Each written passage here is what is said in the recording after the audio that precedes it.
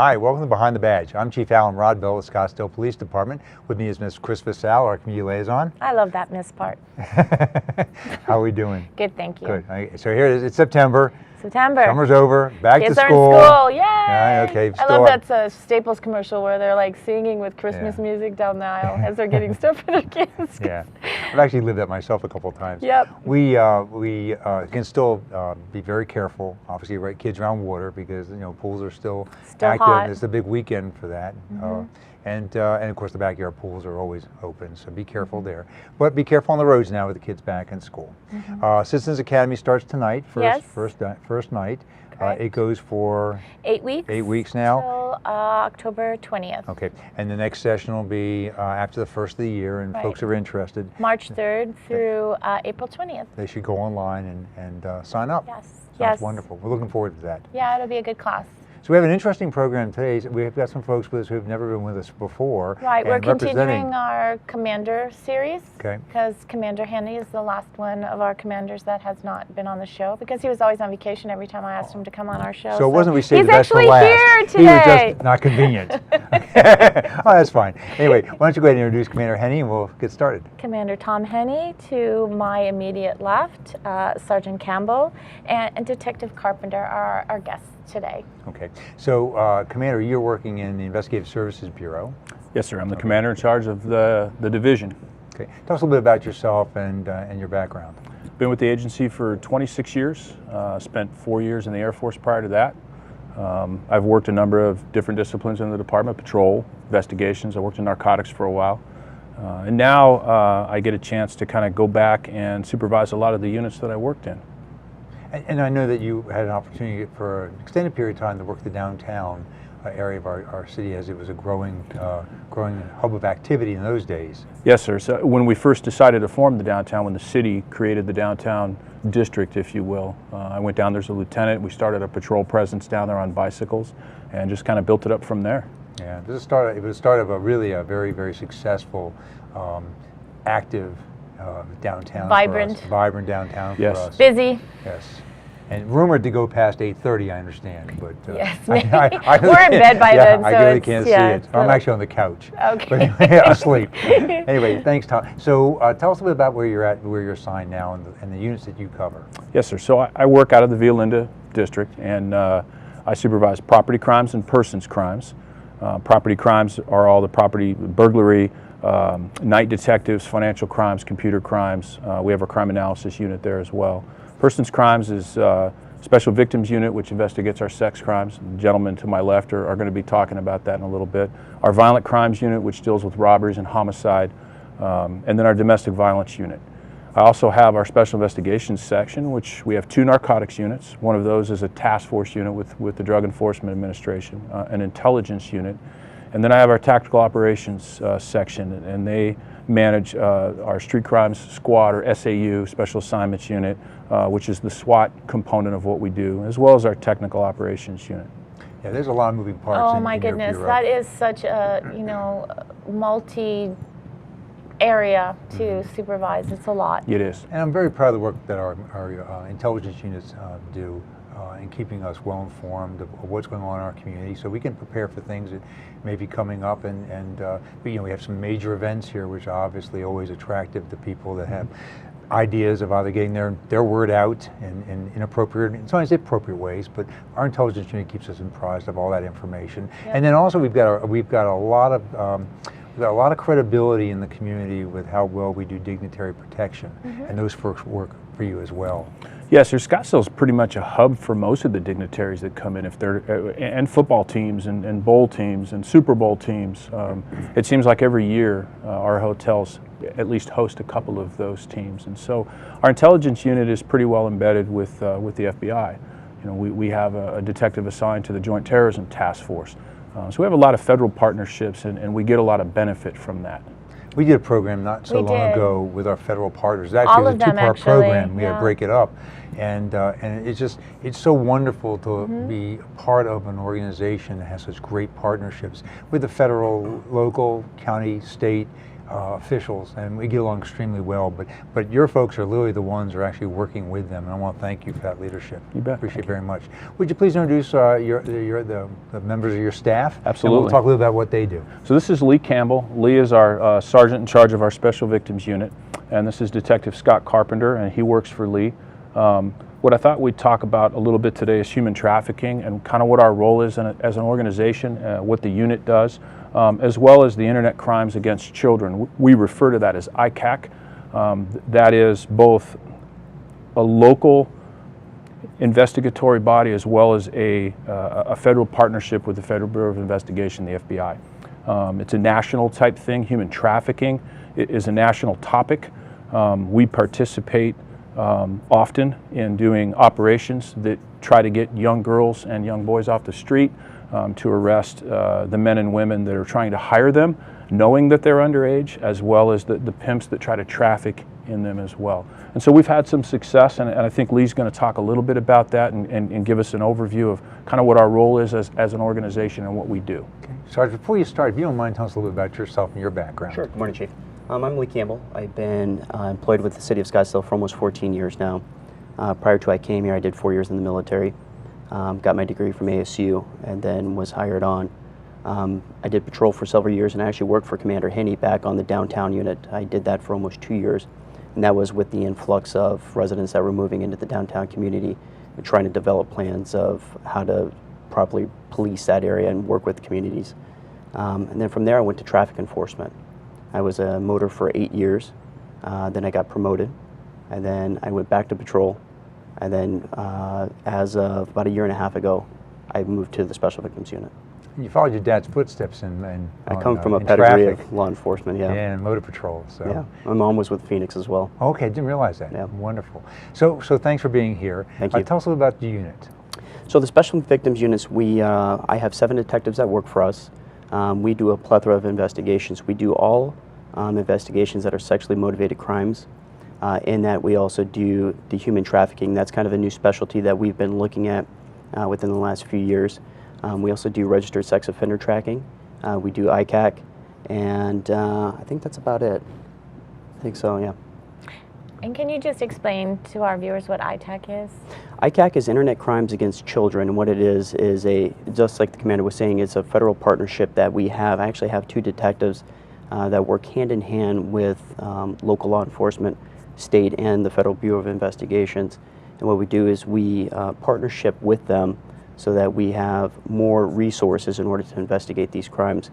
Because the problem with this is that with child pornography, it's just not a local issue. Mm-hmm. I mean, it is an international issue, so we have to have the ability to reach out and work with our partners to investigate these types of heinous crimes. And you recently had one of your investigators recognized by our local American Legion, is that correct? That is correct, yes, sir. Tell us a little about that. That was an exciting award. Yeah, so Detective Tanya Corder, she is my primary ICAC detective. I've recently incorporated a second one, but Tanya's been doing these type of investigations for 10 years now.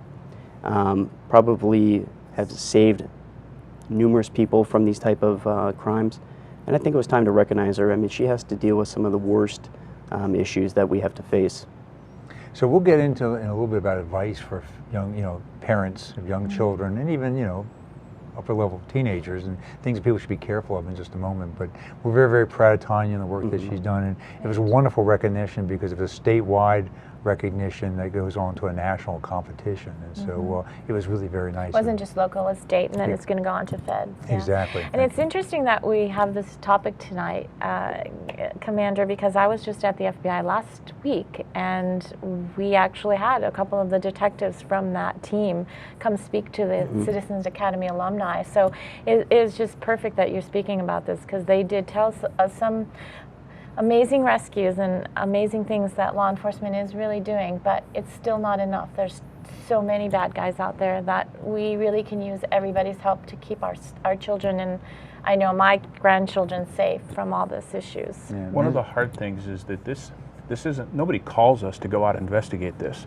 This is a very proactive approach, and I think, as you know, being in law enforcement many, many years, normally we wait for somebody to call us and then we do an investigation. This is non-traditional. We have to go out and look for these young kids because most of them are not picking up the telephone and calling us and saying, I'm being trafficked by a pimp. And so we have to do operations that can help us get a hold of those kids. And that makes it a little bit different than the norm. Yep. And people can stay anonymous online as they're victimizing young folks. Right. And so, Or if you know of somebody, please, if something just isn't right, we always say this, but if something just doesn't look right, give us a call and let us look into it for sure. and I think we'll get a chance, hopefully, to talk about some things that people can look out for that might be an indicator that you need to delve a little deeper into what your children are involved in. Right. Scott, welcome. How are you? Good, Chief. First time on the program. Yes, sir. Yes, welcome. Good to have you here. Tell us a little about your background, sir. I've been with the city 24 years. Currently assigned to the Special Victims Unit. I primarily work sex trafficking and child prostitution issues. Okay. I'm also a member of the FBI's Greater Phoenix Area Human Trafficking Task Force. Okay. This is not your first assignment, though, so tell us a bit about your background, how you got here. I've had a variety of assignments when I've worked for the department. Primarily, my main focus has been gang enforcement over the years, but I've also worked in our intelligence unit. I've worked in a street crimes unit. I was on the SWAT team. All the fun stuff you do when you're a young cop. When you're young. Exactly. But all that experience obviously has helped you to tackle this very difficult assignment that you have right now, because it is difficult to see children suffering and people taking advantage of kids. It is, and it's also very, very rewarding to be able to rescue children that are in a bad situation and to get them someplace where they're safe. Absolutely. You've been And to doing this- incarcerate, sorry, No, I'm sorry, go ahead. Finish. and to incarcerate the traffickers, the pimps, to keep them from victimizing future victims. How long have you been in this assignment? I've been working, I've been in special victims for a year. I've been working this particular issue for about 4 years. About 4 years.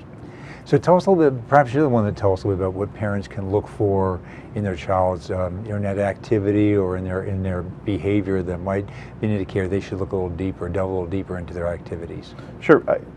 Everybody knows their kids better than anybody else. Any dramatic changes in activity, new telephones, new clothing or jewelry that they can't really account for, when they become more secretive on their phones or the internet, things along those lines. Okay.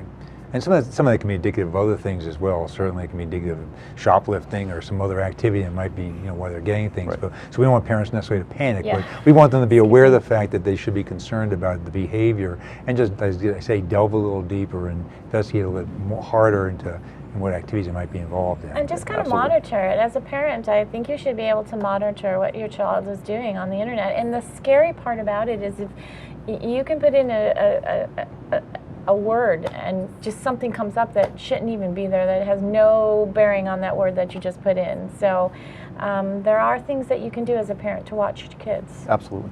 Yeah, It's Chris, all about being involved. Sorry. Yeah, exactly. That's what I agree with you. You said it just right.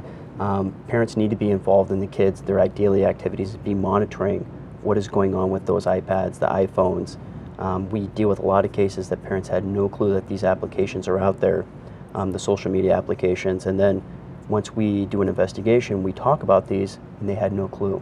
So if they were involved in the very beginning and monitoring what they're putting on those iPads, that they could have caught this way before it got out of control. And kids are getting younger and younger. And smarter. And to just understand how to manipulate that whole system to get anywhere they want to go. And sometimes they end up where they don't want to go intentionally, but it just happens. As you say, some words are just instantly, something will show up that you had no intention of being there. All of a sudden, I mean, and it it's 2 even clicks freaks away. me out sometimes. Yeah. I'm like, what? It's like, but parents need to know that that happens, and that the bad guys are very smart. And we were privileged, as SIPAs had Detective Coroner do a continuing education form for us, and we had her come and speak to parents. And I was sitting in the back room going, oh my goodness, once they catch something, they're already into 10 other things. And so the education to the public is so important. The other things parents should be looking for? Scott, can you talk a little bit about kind of the life of what we'll use a female as being trafficked, because there's a lot of similarities that we see when we grab some of the girls, but how the pimps can manipulate them and give them gifts and kind of convince them that they'll have a better life with them. Sure. With the majority of these kids, they're younger. They tend to be younger. They're teenagers. They have teenage self-esteem issues.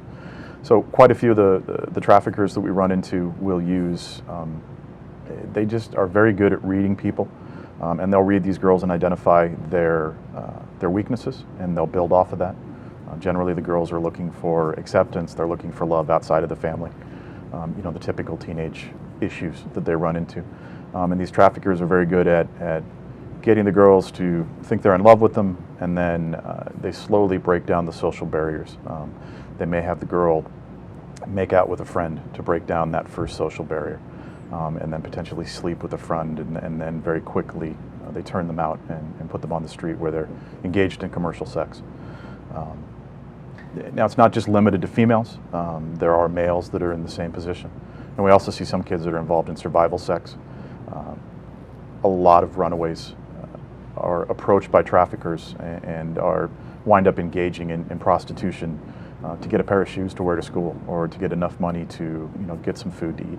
And the traffickers are able to identify those children and quickly turn them into a profit-making device for the trafficker. I think it's probably pretty important for people to understand that this doesn't just happen online, that this can happen at the local shopping centers or malls. Mm-hmm. And so as folks send their kids into these places and sometimes they get dropped off for the afternoon, they need to understand that there's probably some activities there they need to be aware of to prevent, and make their child aware of, to prevent any kind of victimization. This actually occurs online.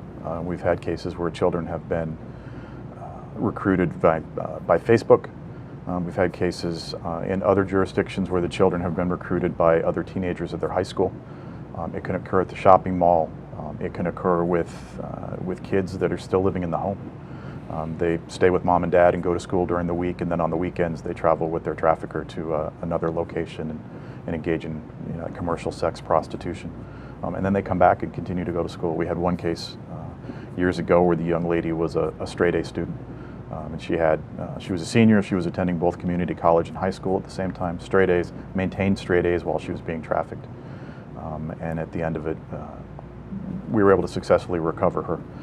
But she'll, you know, scars for life and issues moving forward. So if parents have concerns or are looking for help, where would they go? Other than reporting to law enforcement, are there some other places that they can take their children if they're not there yet, they just suspect some issues need to be addressed? Where is it parents can take their children? Well, the way that we address the child trafficking is that we do local partnerships, and that's where I think that victims of this are going to have to reach out. One is they can reach out to us. We have an anonymous tip line that's 312-TIPS, that they can make that call to us. Either myself, Detective Carpenter, or another detective will go out there, and we will go out there and put hands on them, talk to them, and see what they need. When it comes to the resources they have, we directly work with a crisis intervention specialist that is housed at our facility.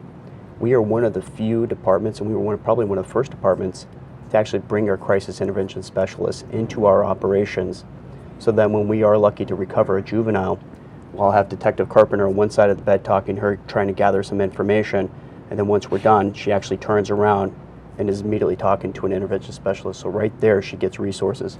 I mean, we have people that are literally feeding these girls food because a lot of them are hungry, and we give them that type of support. There is a national hotline number that they can go. It's the National Human Trafficking Hotline.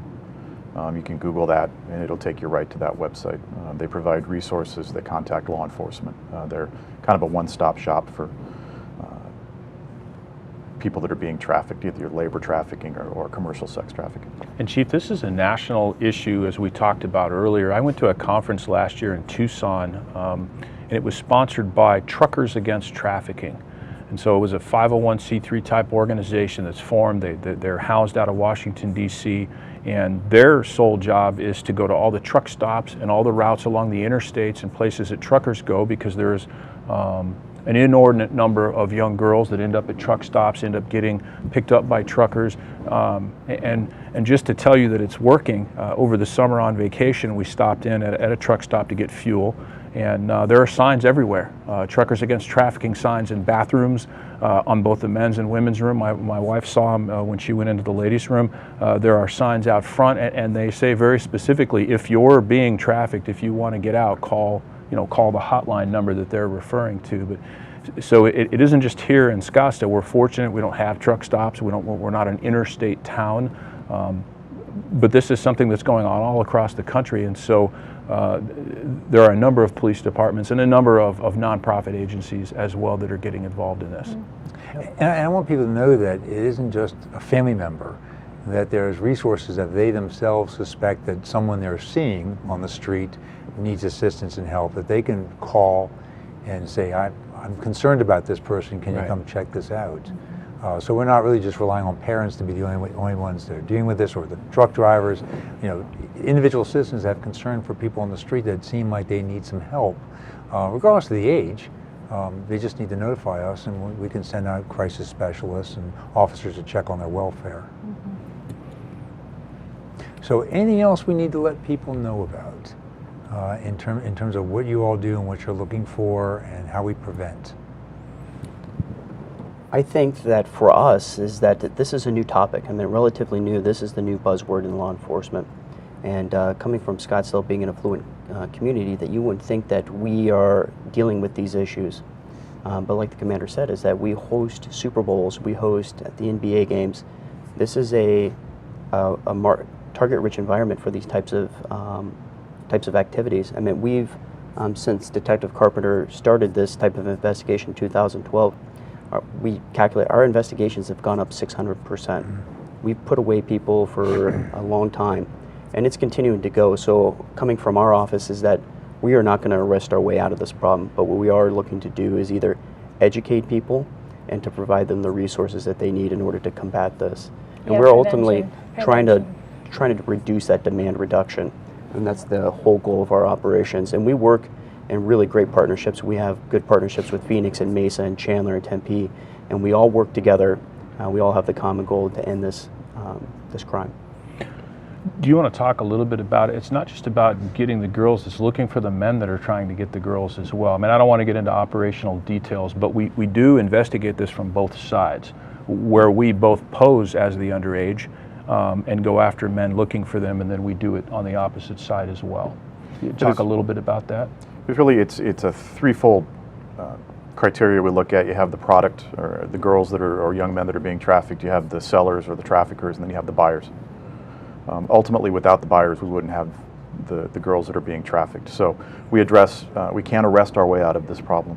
What we really in law enforcement started to focus on is the demand side, where we are running operations where we're posting ads, and guys are contacting those ads, and they're coming thinking they're going to have sex with a child. When we arrest them and work with the county attorney's office, the attorney general's office, and the federal U.S. attorney's office to prosecute buyers.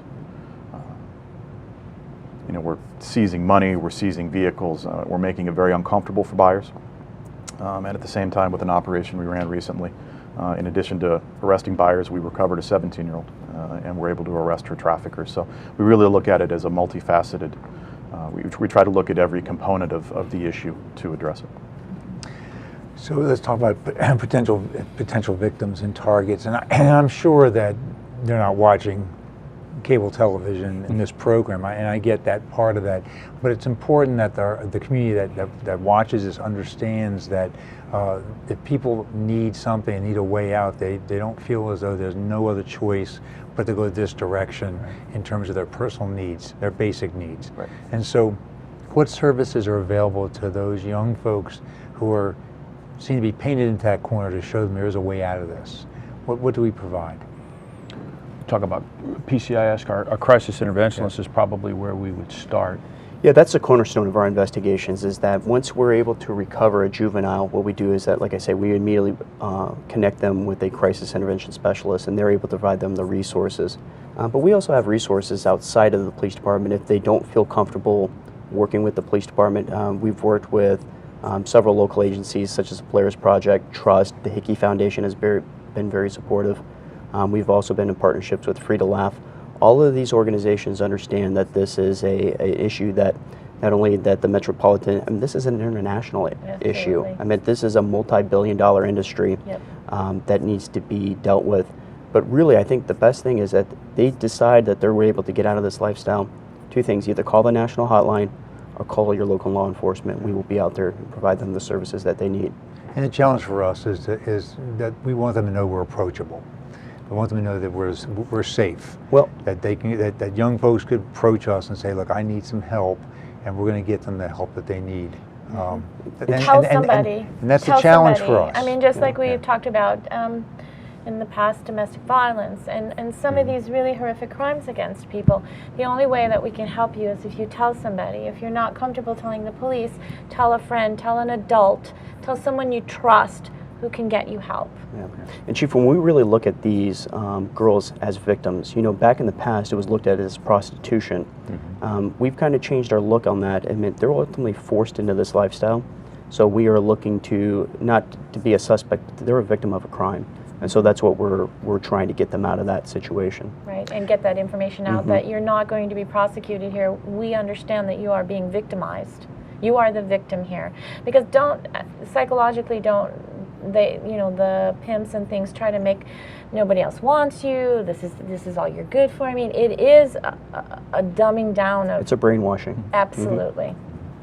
And I'm not well schooled in some of the social medias that kids are into today, but I imagine that is probably an opportunity for some people to prey on others using social media. Absolutely. Okay, so that's how it works. And so parents really need to educate themselves into how social media works and to then review that social media on a regular basis.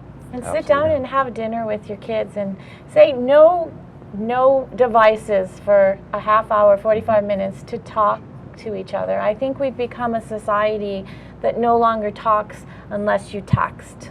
And we really need to get back into, as parents, knowing our children and knowing things about them and not just shuffling them from soccer and here and everything and then them in the car all the time. You know, put the devices down at least a few times a day. That's some great advice. It's great advice just for everybody, besides this issue, but just for communicating with your family.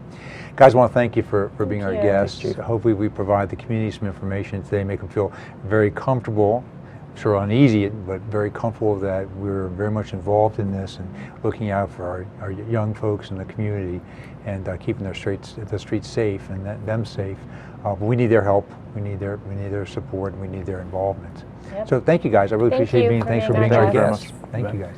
Well, that puts away for another month, which I can't believe it's already September, and the holiday season will be starting shortly. And so we will see you guys next month, and thank you so much for watching. Take care and be safe. Bye-bye.